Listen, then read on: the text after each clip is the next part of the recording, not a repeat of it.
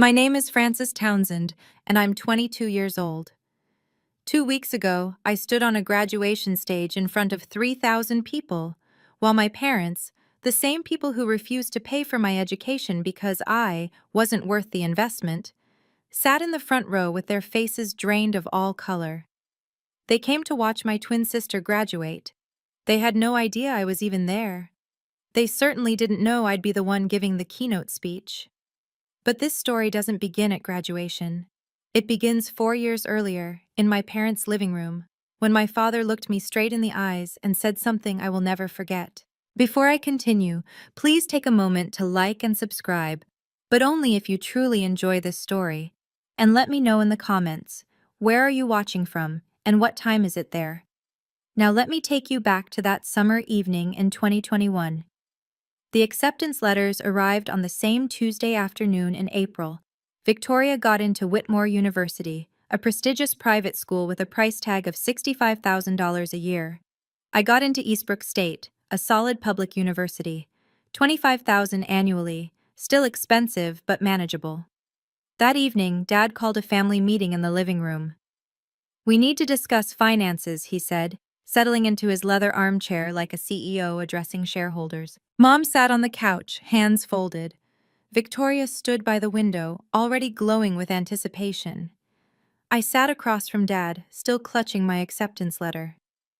"Victoria," Dad began, "we'll cover your full tuition at Whitmore. Room, board, everything." Victoria squealed. Mom smiled. Then Dad turned to me. "Frances, we've decided not to fund your education." The words didn't register at first. "I'm sorry?" "Victoria has leadership potential. She networks well. She'll marry well, build connections. It's an investment that makes sense." He paused, and what came next felt like a knife sliding between my ribs. "You're smart, Frances, but you're not special. There's no return on investment with you." I looked at Mom. She wouldn't meet my eyes. I looked at Victoria. She was already texting someone, probably sharing the good news about Whitmore. So I just figure it out myself? Dad shrugged. "You're resourceful. You'll manage." That night, I didn't cry. I'd cried enough over the years, over missed birthdays, hand-me-down gifts, being cropped out of family photos. Instead, I sat in my room and realized something that changed everything. To my parents, I wasn't their daughter. I was a bad investment. But what Dad didn't know, what nobody in this family knew, was that his decision would alter the course of my entire life. And 4 years later, he'd face the consequences in front of thousands. The thing is, this wasn't new. The favoritism had always been there, woven into the fabric of our family like an ugly pattern everyone pretended not to see. When we turned 16, Victoria got a brand new Honda Civic with a red bow on top. I got her old laptop, the one with a cracked screen and a battery that lasted 40 minutes. "We can't afford 2 cars," Mom had said apologetically. But they could afford Victoria's ski trips, her designer prom dress, her summer abroad in Spain. Family vacations were the worst. Victoria always got her own hotel room. I slept on pull-out couches, in hallways, once even in a closet that the resort called a cozy nook. In every family photo, Victoria stood center frame, glowing. I was always at the edge, sometimes partially cut off like an afterthought.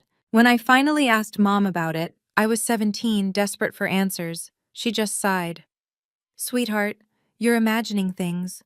We love you both the same." But actions don't lie. A few months before the college decision, I found Mom's phone unlocked on the kitchen counter.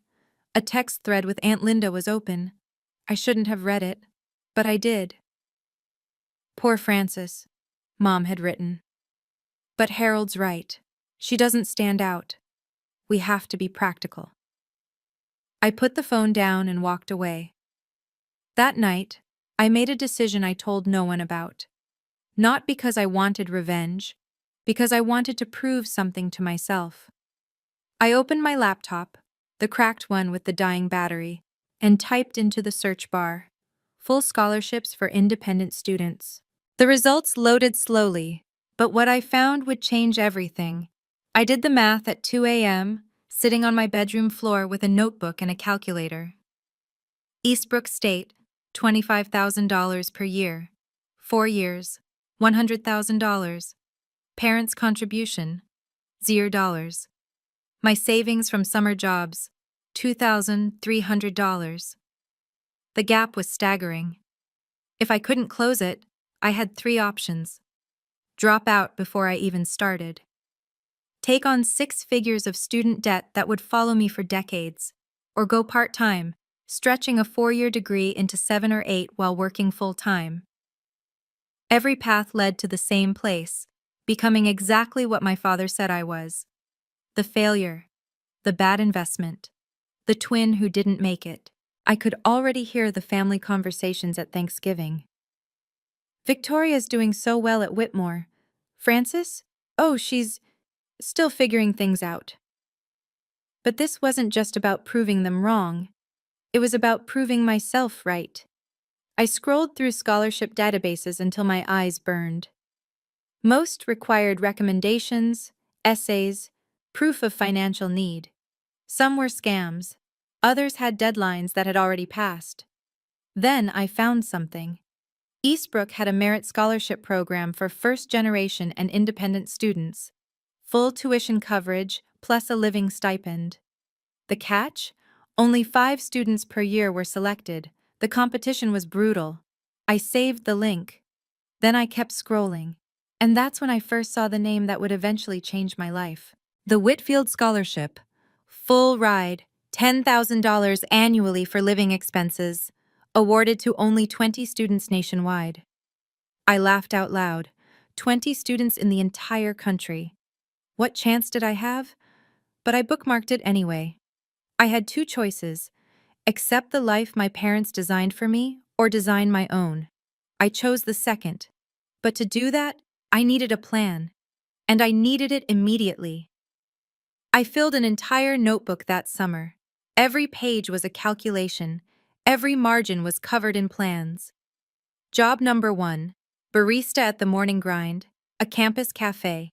Shift, 5 to 8 a.m. Estimated monthly income, $800. Job number 2, cleaning crew for the residence halls. Weekends only, $400 a month. Job number 3, teaching assistant for the economics department if I could land it, another $300. Total, $1,500 per month, roughly $18,000 a year. Still $7,000 short of tuition. That gap would have to come from scholarships. Merit-based ones. The kind you earn, not the kind you're handed. I found the cheapest housing option within walking distance of campus, a tiny room in a house shared with 4 other students. $300 a month, utilities included. No parking, no AC, no privacy. It would have to do. My schedule crystallized into something brutal but precise. 5 a.m. Work at the cafe. 9 a.m. to 5 p.m. Classes. 6 p.m. to 10 p.m. Study, work, or TA duties. Sleep. 11 p.m. to 4 a.m. 4 to 5 hours a night. For 4 years. The week before I left for college, Victoria posted photos from her Cancun trip with friends. Sunset beaches, margaritas, laughter. I was packing my thrift store comforter into a second-hand suitcase. Our lives were already diverging, and we hadn't even started yet. But here's what kept me going. Every night before sleep, I'd whisper the same thing to myself. This is the price of freedom. Freedom from their expectations. Freedom from their judgment. Freedom from needing their approval. I didn't know then how right I'd be, and I didn't know that somewhere on the Eastbrook campus, there was a professor who would see something in me that my own parents never could. Freshman year Thanksgiving. I sat alone in my tiny rented room, phone pressed to my ear, listening to the sounds of home. Laughter in the background, the clink of dishes, the warm chaos of a family gathering I wasn't part of. Hello? Frances? Mom's voice was distant, distracted. Hi, Mom. Happy Thanksgiving. Oh, yes, happy Thanksgiving, honey. How are you? I'm okay. Is Dad there? Can I talk to him? A pause. Then I heard his voice in the background, muffled but clear. "Tell her I'm busy." The words landed like stones. Mom's voice returned, artificially bright. "Your father's just in the middle of something." Victoria was telling the funniest story. "It's fine, Mom." "Are you eating enough? Do you need anything?" I looked around my room. At the instant ramen on my desk. At the second-hand blanket. At the textbook I'd borrowed from the library because I couldn't afford to buy it. "No, Mom, I don't need anything." "Okay, well, we love you." "Love you too." I hung up. Then I opened Facebook. The first thing in my feed was a photo Victoria had just posted. Mom, Dad, and Victoria at the dining table, candles lit, turkey gleaming. The caption? "Thankful for my amazing family." My amazing family. I zoomed in on the photo. 3 place settings, 3 chairs, not 4. They hadn't even set a place for me. I sat there for a long time, staring at that image. Something shifted inside me that night. The ache I'd carried for years, the longing for their approval, their attention, their love. It didn't disappear, but it changed. It hollowed out.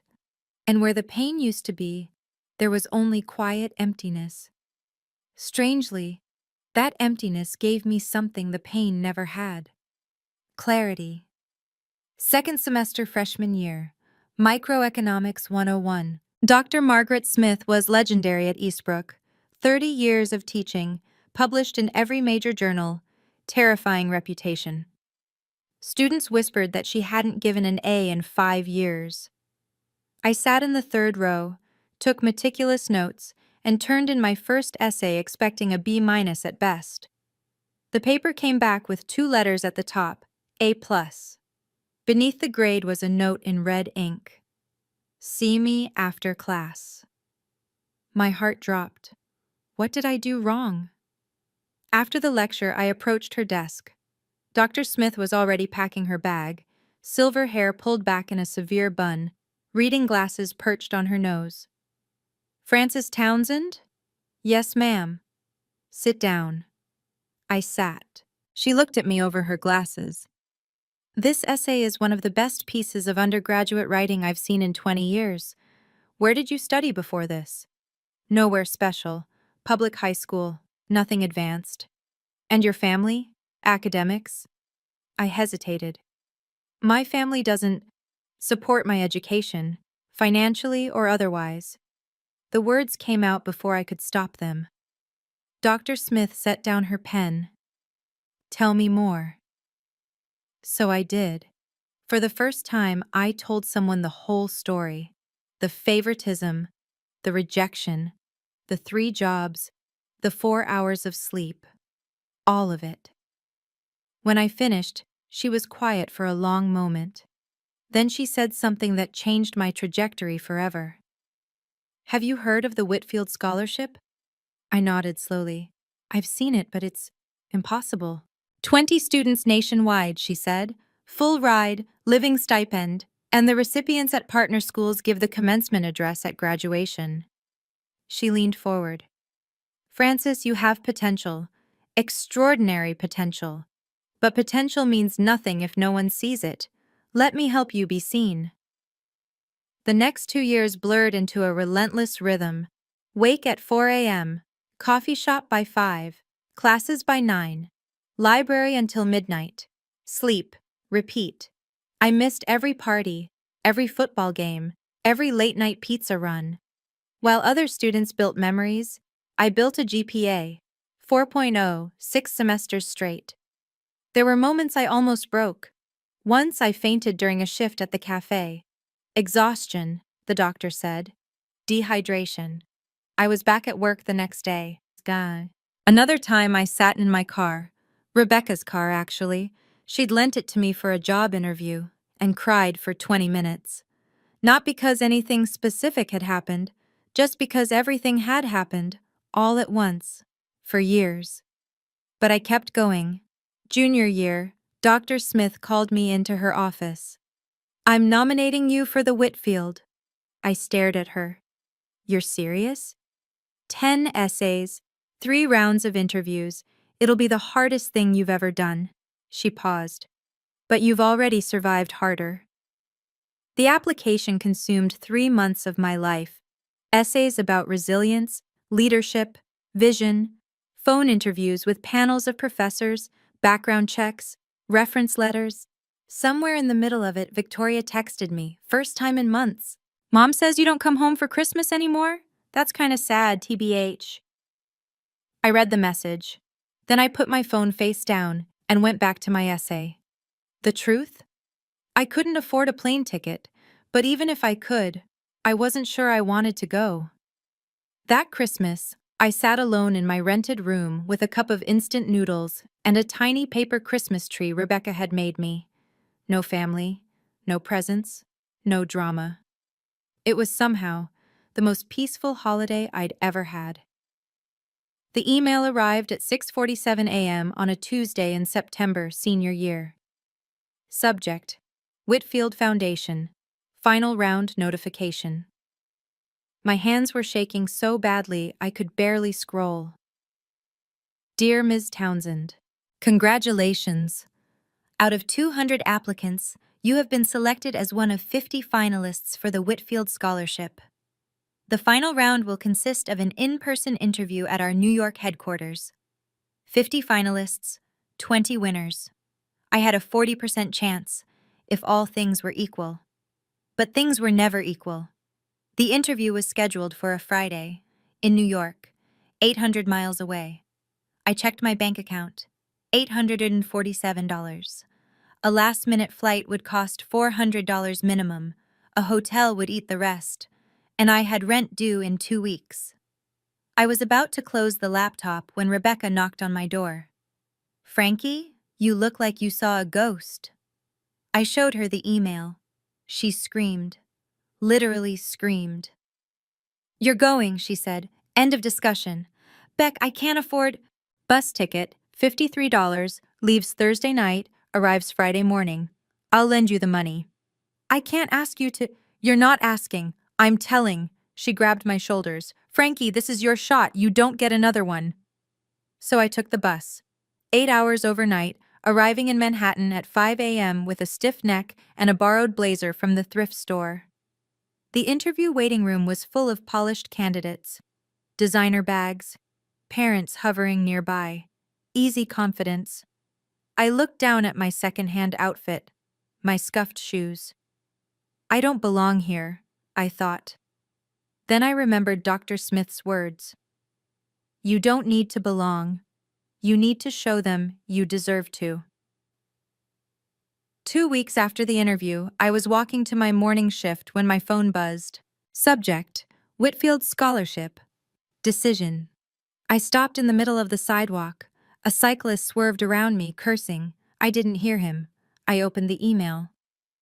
Dear Ms. Townsend, we are pleased to inform you that you have been selected as a Whitfield Scholar for the class of 2025. I read it 3 times, then a 4th. Then I sat down on the curb and cried. Not quiet tears. Ugly, heaving sobs that made strangers stare.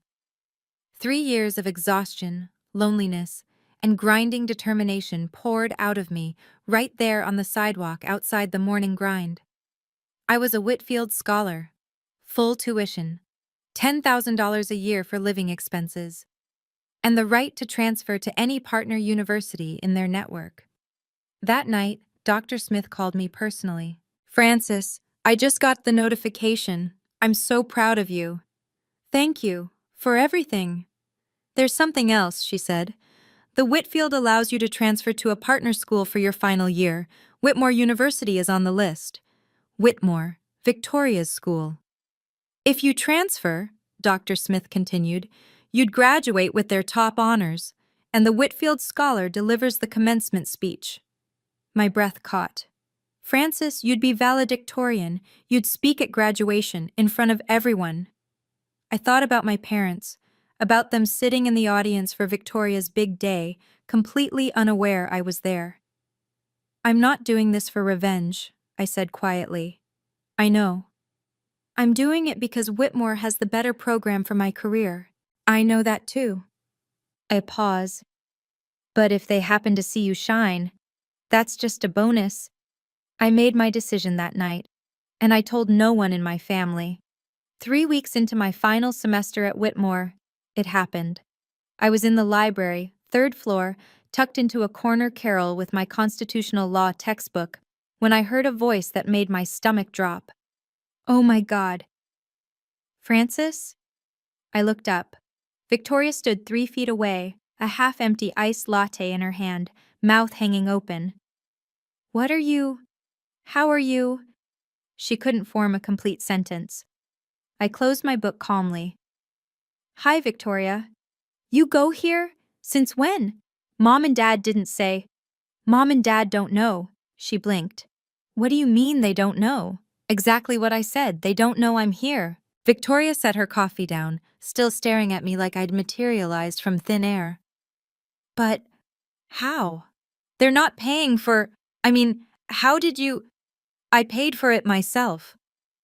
For Whitmore. I transferred. Scholarship.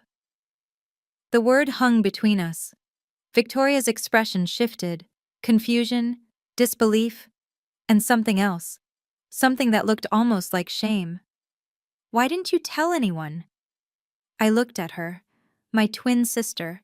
The one who'd gotten everything I'd been denied. The one who'd never asked, not once in 4 years, how I was surviving. Did you ever ask? She opened her mouth, closed it. I gathered my books. I need to get to class. Francis, wait. She grabbed my arm. Do you hate us? The family? I looked at her hand on my sleeve, then at her face. No, I said quietly. You can't hate people you've stopped caring about. I pulled my arm free and walked away. That night, my phone lit up with missed calls. Mom, Dad, Victoria again. I silenced them all. Whatever was coming, it would happen on my terms, not theirs. Victoria called them immediately. I know because she told me later when everything was over. She's here, Victoria had said, barely through the door of her apartment. Francis is at Whitmore. She's been here since September. According to Victoria, the silence on the other end lasted a full 10 seconds. Then Dad's voice. That's impossible. She doesn't have the money. She said scholarship. What scholarship? She's not scholarship material. Dad, I saw her in the library. I'll handle this. Dad called me the next morning. First time he'd dialed my number in 3 years. Francis, we need to talk. About what? Victoria says you're at Whitmore. You transferred without telling us? I didn't think you'd care. A pause. Of course I care. You're my daughter. Am I? The words came out flat, not bitter, just factual. You told me I wasn't worth the investment. Remember that? Silence. Francis, That was 4 years ago, in the living room. You said I wasn't special, that there was no return on investment with me. I don't remember saying. I do. More silence. Then. We should discuss this in person, at graduation. We're coming for Victoria's ceremony and. I know. You know? I'll see you there, Dad. I hung up. He didn't call back. That night, I sat in my small apartment, the one I'd paid for myself with money I'd earned, and thought about that conversation. He didn't remember, or he chose not to remember. Either way, he'd never actually seen me. Not really, but in 3 months he would. And when that moment came, it wouldn't be because I forced him to look. It would be because he couldn't look away. The weeks before graduation became a strange kind of quiet. I knew they were coming. Mom, Dad, Victoria, the whole perfect family unit, descending on campus to celebrate Victoria's big achievement. They'd booked a hotel, planned a dinner, ordered flowers. For her. They still didn't know the full picture. Victoria had told them I was at Whitmore, but she didn't know about the Whitfield. She didn't know about the valedictorian honor. She didn't know I'd been asked to deliver the commencement address. Dr. Smith called to check in. She'd made the trip to watch. Do you want me to notify your family about the speech? No. Francis, I want them to hear it when everyone else does. She was quiet for a moment. This isn't about making them feel bad? No, I said honestly. It's about telling my truth. If they happen to be in the audience, that's their business. Rebecca drove up for the ceremony. She helped me pick out a dress. The first new piece of clothing I'd bought in 2 years that wasn't from a thrift store. Navy blue, simple, elegant. You look like a CEO, she said. I feel like I'm going to throw up. Same thing, probably. The night before graduation, I couldn't sleep. Not from nerves, not exactly. I kept wondering, what would I feel when I saw them? Would the old pain come rushing back? Would I want them to hurt the way I'd hurt? I stared at the ceiling until 3 a.m. searching for answers. What I found surprised me. I didn't want revenge. I didn't want them to suffer. I just wanted to be free. And tomorrow, one way or another, I would be. Hey, I want to pause here for a second. If you've ever been underestimated by your own family, if you know what it feels like to work twice as hard for half the recognition, type "same" in the comments. I want to know how many of us have been through this. And if you're enjoying the story so far, hit that like button. It really helps. Now, back to graduation morning, May 17th. Bright sun, perfect blue sky, the kind of weather that felt almost ironic. Whitmore's stadium seated 3,000. By 9 a.m., it was nearly full, families pouring through the gates, flowers and balloons everywhere, the hum of excited conversation filling the air. I arrived early, slipping in through the faculty entrance. My regalia was different from the other graduates. Standard black gown, yes, but across my shoulders lay the gold sash of valedictorian. Pinned to my chest was the Whitfield Scholar medallion, its bronze surface catching the morning light. I took my seat in the VIP section at the front of the stage area, reserved for honors students, for speakers. 20 feet away, in the general graduate section, Victoria was taking selfies with her friends. She hadn't seen me yet. And in the front row of the audience, dead center, best seats in the house, sat my parents. Dad wore his navy suit, the one he saved for important occasions. Mom had on a cream-colored dress, a massive bouquet of roses in her lap. Between them sat an empty chair, probably reserved for coats and purses. Not for me. Never for me. Dad was fiddling with his camera, adjusting settings, preparing to capture Victoria's moment. Mom was smiling, waving at someone across the aisle. They looked so happy, so proud. They had no idea. The university president approached the podium. The crowd hushed.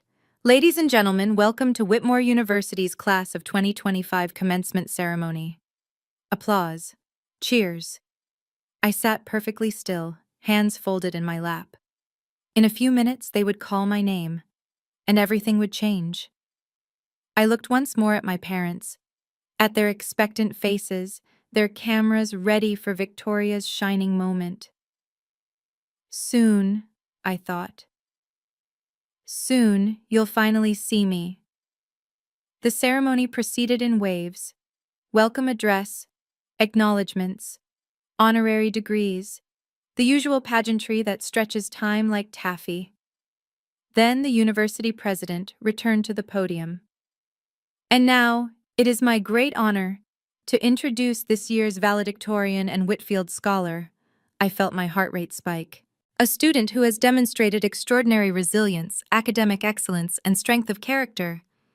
In the audience, my mother leaned over to whisper something to my father. He nodded, adjusting his camera lens, pointed at Victoria. Please join me in welcoming Frances Townsend. For one suspended moment, nothing happened. Then I stood. 3,000 pairs of eyes turned toward me. I walked toward the podium, my heels clicking against the stage floor, the gold sash swaying with each step. The Whitfield medallion gleamed against my chest. And in the front row, I watched my parents' faces transform. Dad's hand froze on his camera. Mom's bouquet slipped sideways. Confusion first. Who is that? Then recognition. Wait, is that? Then shock. It can't be. Then nothing but pale, stricken silence. Victoria's head snapped toward the stage. Her jaw dropped. I saw her mouth my name. Francis? I reached the podium, adjusted the microphone. 3,000 people applauded. My parents didn't. They just sat there, frozen, as if someone had pressed pause on their entire world. For the first time in my life, they were looking at me. Really looking. Not at Victoria, not through me. At me. I let the applause fade. Then I leaned into the microphone. Good morning, everyone. My voice was steady, calm. 4 years ago, I was told I wasn't worth the investment. In the front row, my mother's hand flew to her mouth. Dad's camera hung useless at his side. And I began to speak. I was told I didn't have what it takes. My voice carried across the stadium, amplified by the sound system, steady as a heartbeat. I was told to expect less from myself because others expected less from me. 3,000 people sat in perfect silence. So I learned to expect more. I spoke about the 3 jobs, the 4 hours of sleep, the instant ramen dinners, and the secondhand textbooks. I spoke about what it meant to build something from nothing, not because you wanted to prove anyone wrong, but because you needed to prove yourself right. I didn't name names. I didn't point fingers. I didn't need to. The greatest gift I received wasn't financial support or encouragement. It was the chance to discover who I am without anyone's validation. In the front row, my mother was crying. Not the proud, joyful tears of a graduation ceremony, something raw, something that looked like grief. My father sat motionless, staring at the podium like he was seeing a stranger. Maybe he was. To anyone who has ever been told you're not enough, I paused, letting the words settle. You are. You always have been. I looked out at the sea of faces, at the other graduates who'd struggled, at the parents who'd sacrificed, at the friends who'd believed, and yes, at my own family, sitting in the front row like statues. I am not here because someone believed in me. I am here because I learned to believe in myself. The applause that followed was thunderous. People rose to their feet. Standing ovation. 3,000 people cheering for a girl they'd never met. I stepped back from the podium, and as I descended the stage, I saw James Whitfield III waiting at the bottom. But he wasn't the only one. The reception area buzzed with champagne and congratulations. I was shaking hands with the dean when I saw them approaching. My parents, moving through the crowd like they were wading through water. Dad reached me first. Francis. His voice was hoarse. Why didn't you tell us? I accepted a glass of sparkling water from a passing server, took a sip. Did you ever ask? He opened his mouth, closed it. Mom arrived beside him, mascara streaked down her cheeks. Baby, I'm so sorry, we didn't know. So sorry. You knew. I kept my voice even. You chose not to see. That's not fair, Dad started. Fair? The word came out calm, not sharp. You told me I wasn't worth investing in. You paid $250,000 for Victoria's education and told me to figure it out myself. That's what happened. Mom reached for me. I stepped back. Francis, please. I'm not angry, I said. And I meant it. The anger had burned away years ago, replaced by something cleaner. But I'm not the same person who left your house 4 years ago. Dad's jaw tightened. I made a mistake. I said things I shouldn't have. You said what you believed. I met his eyes. You were right about one thing, though. I wasn't worth the investment, not to you, but I was worth every sacrifice I made for myself. He flinched like I'd struck him. James Whitfield III appeared at my elbow, extending his hand. Miss Townsend, brilliant speech. The foundation is proud to have you. I shook his hand while my parents watched. The founder of one of the nation's most prestigious scholarships, treating their worthless daughter like a treasure. I saw it hit them then. the full weight of what they'd missed, what they'd thrown away. After Mr. Whitfield moved on, I turned back to my parents. They looked smaller somehow, diminished. "I'm not going to pretend everything's fine," I said, "because it's not." "Francis, please," Mom whispered. "Can we just talk? As a family?" "We are talking. I mean really talk. Come home for the summer, let us—" "No." The word was firm but not harsh. "I have a job in New York. I start in 2 weeks. I won't be coming home." Dad stepped forward. "You're cutting us off? Just like that?" "I'm setting boundaries." I kept my voice steady. "There's a difference." "What do you want from us?" His voice cracked. For the first time in my life, I saw my father look lost. "Tell me what you want, and I'll do it." I considered the question. Really considered it. "I don't want anything from you anymore. That's the point." I took a breath. "But if you want to talk, really talk, you can call me. I might answer, I might not. It depends on whether you're calling to apologize or to make yourself feel better." Mom was crying again. "We love you, Francis. We've always loved you." "Maybe," I said. "But love isn't just words, it's choices, and you made yours." Victoria appeared at the edge of our circle, hovering uncertainly. "Francis." She hesitated. "Congratulations." "Thank you." No hug, no tearful reconciliation, but no cruelty either. "I'll call you sometime," I told her. "If you want." She nodded, eyes wet. "I'd like that." I turned and walked away. Not running, not escaping, just moving forward. Dr. Smith was waiting by the exit, a quiet smile on her face. "You did well," she said. "I'm free," I replied. And for the first time in my life, I meant it. The ripples started before my parents even left campus. At the reception, I watched it happen. Watched the slow realization spread through the crowd of family, friends, and acquaintances. Mrs. Patterson from the country club approached my mother. "Diane, I didn't know Francis went to Whitmore. And Whitfield Scholar? You must be so proud." My mother's smile looked like it hurt. "Yes, we're very proud." "How on earth did you keep it a secret? If my daughter won that, I'd have it on billboards." My mother didn't have an answer. Over the following weeks, the questions multiplied. Dad's business partners asked about me. "Saw your daughter's speech online. Incredible story. You must have really pushed her to excel." He couldn't tell them the truth, that he'd done the opposite. Victoria called me 3 days after graduation. "Mom hasn't stopped crying. Dad barely talks. He just sits there." "I'm sorry to hear that." "Are you?" I thought about it. I don't want them to suffer, but I'm not responsible for their feelings. Silence on the line. "Francis, I'm sorry. I should have asked. I should have paid attention. I was so wrapped up in my own stuff and—" "I know. You knew I was oblivious? I knew you had no reason to notice." I paused. Neither of us chose the way they raised us, but we can choose what happens next. More silence. "Do you hate me?" "No." And I meant it.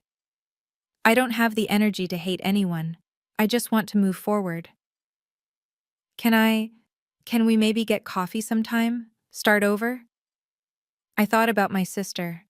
About the girl who'd gotten everything and still ended up empty-handed in a different way. "Yeah," I said, "I'd like that," I said. 2 months after graduation, I stood in my new apartment in Manhattan. It was small, a studio really, one window overlooking a brick wall, kitchen the size of a closet. But it was mine. I'd signed the lease with money from my first paycheck at Morrison & Associates, one of the top financial consulting firms in the city. Entry-level position, long hours, steep learning curve. I'd never been happier. Dr. Smith called on a Saturday morning. "How's the big city treating you?"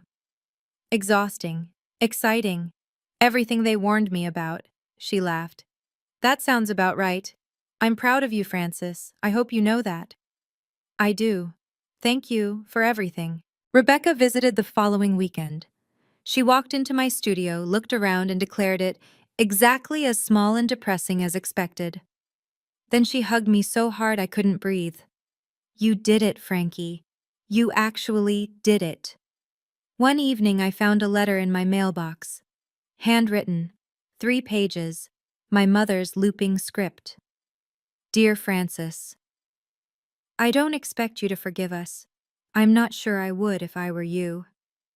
She wrote about regret, about the 1,000 small ways she'd failed me, about watching me on that stage and realizing she'd been looking at a stranger who was also her daughter. I know I can't undo what happened, but I want you to know. I see you now.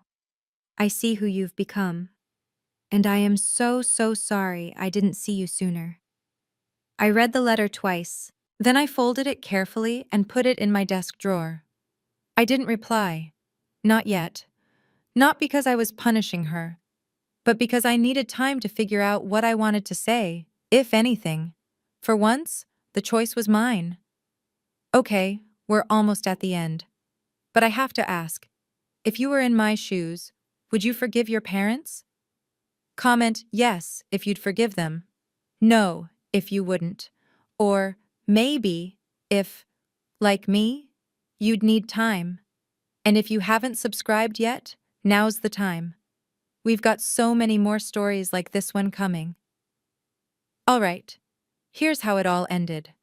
I used to think love was something you earned, that if I was smart enough, good enough, successful enough, my parents would finally see me, that their approval was a prize at the end of some invisible race. 4 years of struggle taught me something different. You can't make someone love you the right way. You can't earn what should have been given freely. And you can't spend your whole life waiting for people to notice your worth. At some point, you have to notice it yourself. I look at my life now, my apartment, my job, my friends who chose me, and I realize something. I built this, every piece of it, not out of anger, not out of spite, but out of necessity. My parents' rejection didn't break me. It rebuilt me. The girl who sat in that living room 4 years ago, desperate for her father's approval, she doesn't exist anymore. In her place is a woman who knows exactly what she's worth and doesn't need anyone else to validate it. Some nights, I still think about them, about the family dinners I wasn't invited to, the Christmas photos without my face, the $250,000 they spent on my sister while I ate ramen in a rented room. It still hurts sometimes. I don't think it ever stops hurting completely, but the hurt doesn't control me anymore. I've learned something that took years to understand. Forgiveness isn't about letting someone off the hook. It's about releasing your own grip on the pain. I'm not there yet, not fully, but I'm working on it. And for the first time in my life, I'm working on it for me. Not to make anyone else comfortable, not to keep the peace, just for me. 6 months after graduation, my phone rang. Dad. I almost let it go to voicemail, almost. Hello? Francis. His voice sounded different, tired. Thank you for picking up. I wasn't sure I would. Silence. Then, I deserve that. I waited. I've been thinking, every day since graduation, trying to figure out what to say to you. He paused. I keep coming up empty. Then just say what's true. Another long pause. I was wrong. Not just about the money. About everything. The way I treated you. The things I said. The years I didn't call, didn't ask, didn't... His voice cracked. I have no excuse.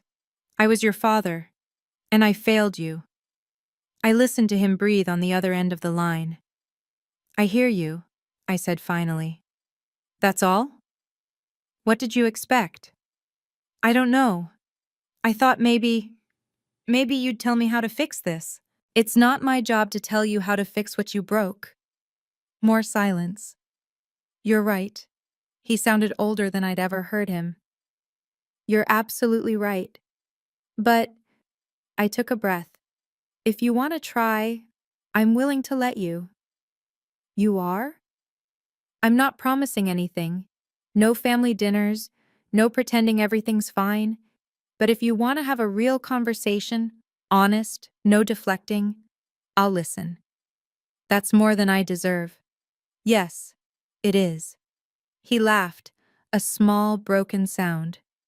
You've always been the strong one, Francis. I was just too blind to see it. Yeah, I said. You were. We talked for a few more minutes. Nothing profound. Just two people trying to find common ground across years of wreckage. It wasn't forgiveness, but it was a start. It's been 2 years since graduation. I'm still in New York, still at Morrison and Associates, though I've been promoted twice.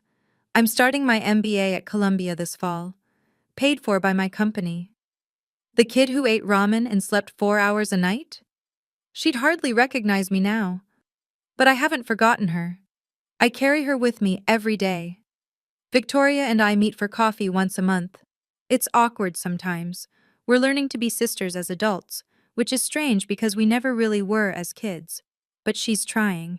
I can see that now. I'm sorry I didn't see it, she told me at our last coffee date.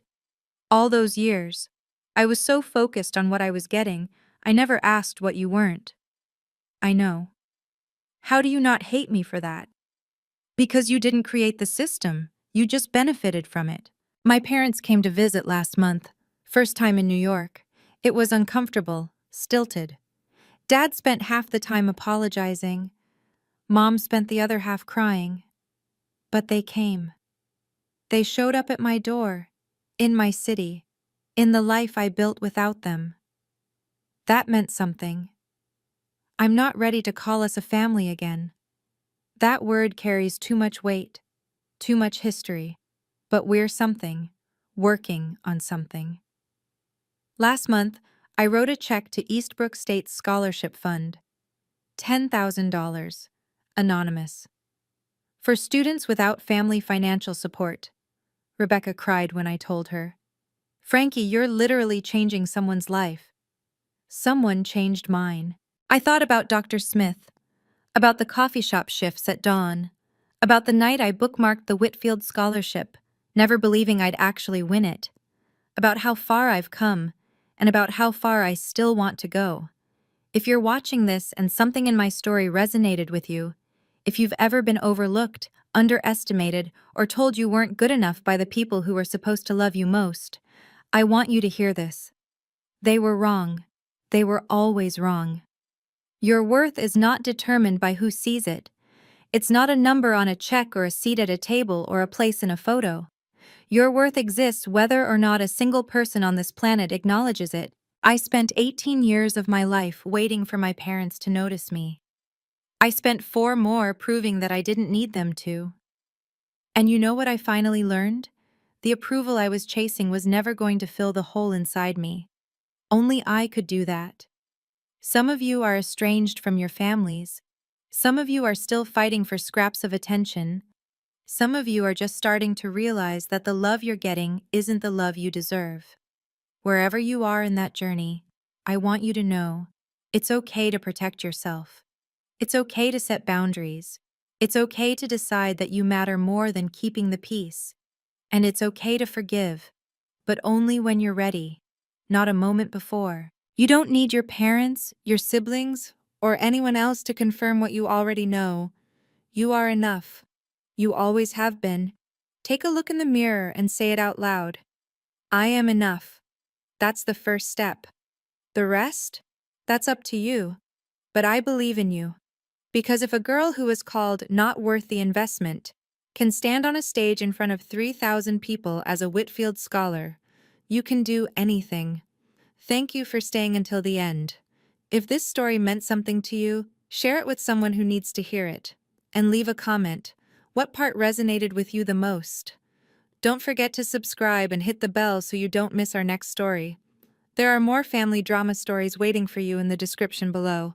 See you in the next one.